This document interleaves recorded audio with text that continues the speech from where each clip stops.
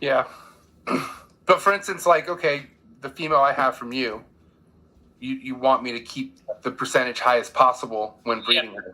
Forward anything like, I mean, you and I have talked about this. That's an animal like that was from what clutch was that from? That was from the first Galatoa Jaguar clutch. I mean, I was more focused on the Jags that there was normals and platinums, and you were fortunate enough to get one that I really should have kept back because they turned out phenomenal. But I had the mentality as I did now. It's just I realized I can't keep every single baby, and I wanted to focus on what I enjoyed the most. And I also realized that the animals that I did sell, I could also make with the animals that I kept back. So it's just kind of like, yeah, I'm getting rid of this, but I can also make it again in the future.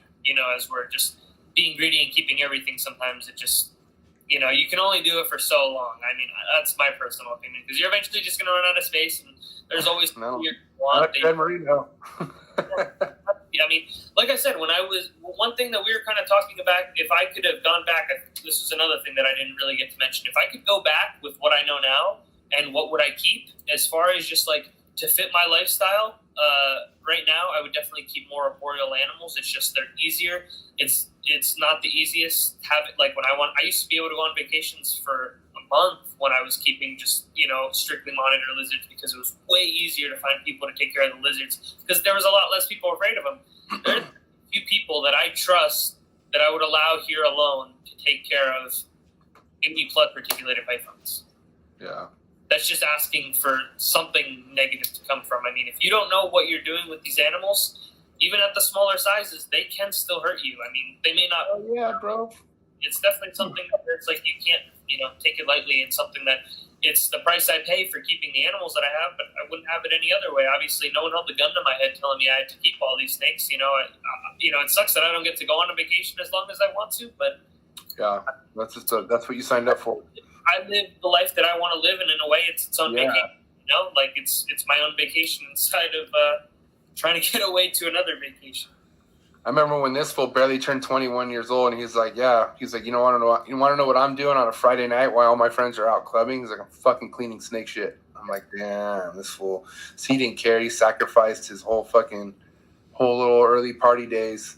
Which, you can party all anytime you want now, but that's just kind of like your mentality. You always had a fucking older longevity type mentality, it's paying off for you now. At the time, I mean, I think I'm still to this way. I mean, I enjoy going out with my friends and, going out. It's nice to experience other things other than just snakes. But at the end of the day, I like being here. I enjoy, taking care of all my animals. Some days are harder than others, and I wish, I definitely would do things a little bit differently. But I'm, at the end of the day, I come here and I do what I have to do, and I make sure that the animals are all taken care of and make sure everyone has fresh water, everyone has clean cages. I mean, even if I don't want to do it, there's days that I come home, it's, I'm out fishing till 11, 12 o'clock at night, and I come home and there's a whole bunch of snakes that need to be cleaned. And as much as I want to go to bed, those snakes still need to be cleaned. They don't wait, they don't get the chance to be like, oh, I'll see you tomorrow. No, I live with them, so I take everything that comes along with keeping them. I just want to floss real quick. This is the snake I inquired from Andrew. Obviously, she was tiny. She was a lot smaller. I'm talking about small when I got her in 2017 or 2018. 2018. Yeah, 2 years ago, right? No. Dude, she's the same age. She's almost 3. No, she is 3. She is 3. She turned 3. Yeah. I so fire. That snake is so amazing. You can see just all the Calatoa influence flowing through her. I mean, I think she would prove at Anery. I think we just need to run a visual nail to her to find out instead of just playing the posset game. I hate playing it, honestly, especially where I'm at now. I want it to be 100% head or visual at best. It's definitely the posset game. You're flipping a coin on whether if it's going to prove out or not. But that animal in particular is just phenomenal, and I can't wait to see what we do with her in the future. I think that's definitely one of those animals that even it's a single gene, it's just selectively bred to just. When you put that selective breeding into those single genes, it really goes a long way. It changes the whole dynamic and complexion of that animal. I'm so excited to breed her, bro. I can't wait. I'm so I could just tell she's meant for it. She's such a early ass eater. She's just perfect. She definitely probably cycled this season. I can only imagine. I mean, her sister did, and you feed your girl way more than I feed mine. I think What is she? What's the feeding regimen that you have her on? Is she on it? Jumbos a week. I feed every 10 days to every 2 weeks. I can't, bro. If I feed her every 10 days, her face is gone. She demolishes her face.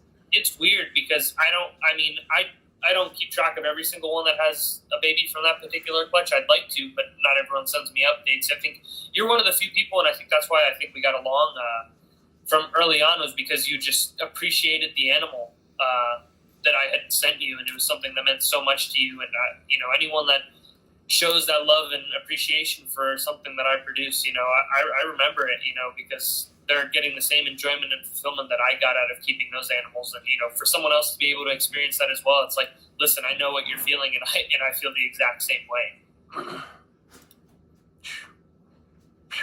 I'm just very excited, man, because let's see, to be honest, I had one Retic friend before I met Andrew, and this guy was my very first Retic friend, period, and it was Kenny from Cool Blooded Only. Shout out to Kenny.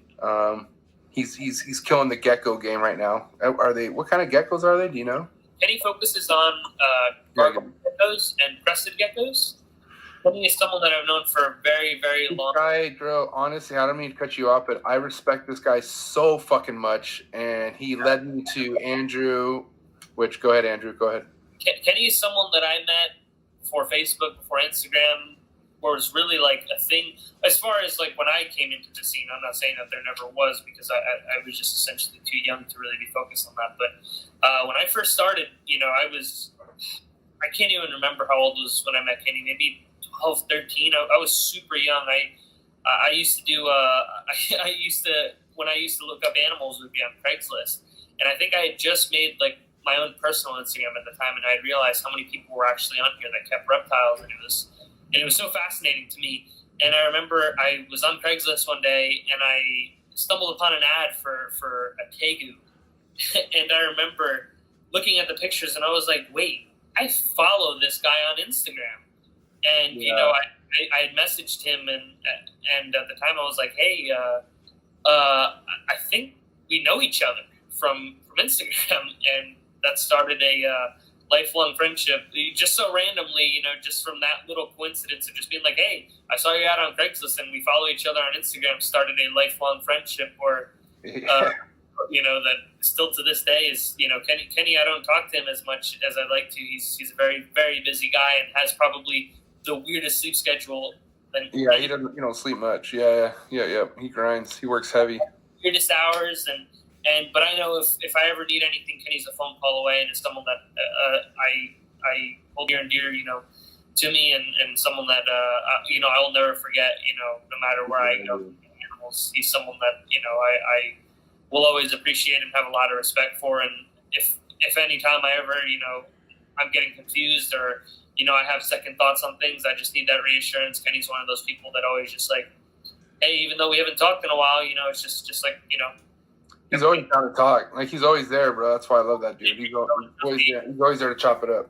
Having people like that, I don't need to talk to you every day to know that, you're someone that I care a lot about, and, someone that I have a lot of respect for. And Kenny is definitely one of those people. No matter where I'm at, again, he's someone that I'll always, account for. And he definitely told me to always stick things through. And just recently, he told me, he was like, hey, man, like us looking back to where we started and to where we are now, it's just like, we had talked about a lot of the things, and to see them come to light and see where they're at now is just, it's kind of crazy. It just makes you realize that anything fully is possible as long as you just put your time and dedication into them to be able to, manifest those and allow those things to happen, as long as you have that mindset of keeping it going to where you want it to go. Let me tell a cool story real quick about Kenny. So Kenny was he sent me my very first Retic, right? I bought a Kobe. Kobe's no longer with me, but I bought this really gorgeous fucking lavender-looking purple-looking reticulated python from Kenny. And Kenny, like, I talked to him all the time. I talked to him for a good 2 weeks before I actually got the animal. And he kind of got me ready as far as what to prepare for and all this stuff. Really, really set me up for success, right? And then he asked me before he sent the animal, he's like, hey, man, hey, dog, how much space you got? And I told him, and it was right when I moved into the trap. So this is like 3 years ago, a little over 3 years ago. And He's like, all right, cool, man. And so after I told him, I was like, that's weird that he asked me how much space I got. So what's crazy is like I got that box in the mail, and that's when I tried to like document shit because I wanted to do YouTube. So I was like, I'm talking about this is the first time I ever set a phone down, hit record, and like talk to the camera, right? So basically, I do it. It's fucking it's bougie as fuck. But I put the phone down, I hit record, I open up the box, and then I see that there's 2 snake bags, and I'm like, what?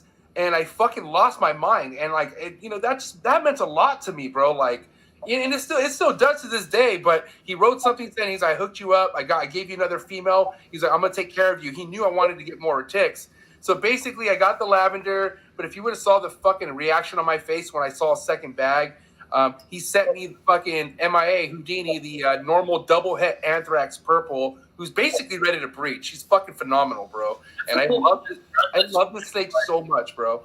That regardless of where the market goes, as far as the mainlands go, the double visuals will always be in demand, and especially anthrax and purple is such a classic Clark face albino that has been popular for a very, very long time, and it's one of my favorite Clark strains of albino.